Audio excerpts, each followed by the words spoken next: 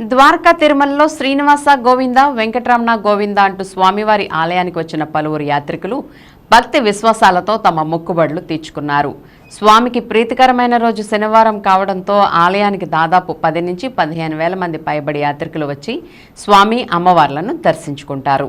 అయితే పండగ నెల కావడంతో ఈ శనివారం మాత్రం కాస్త భక్తుల రద్దీ తగ్గింది. రేపు ఆదివారం సెలవు దినం కావడంతో భక్తుల రాక పెరిగే అవకాశం ఉంది. భక్తులు లేకపోవడంతో వైకుంఠం క్యూ కాంప్లెక్స్లోని 5 కంపార్ట్మెంట్లు ఖాళీగా దర్శనమిచ్చాయి.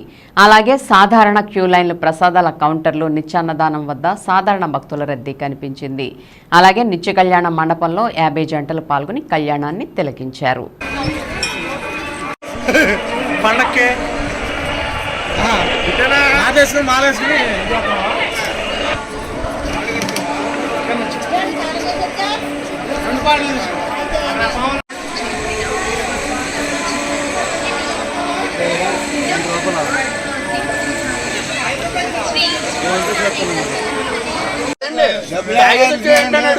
డబ్బులు ఇచ్చావని అడుగుతున్నాడు స్వామి.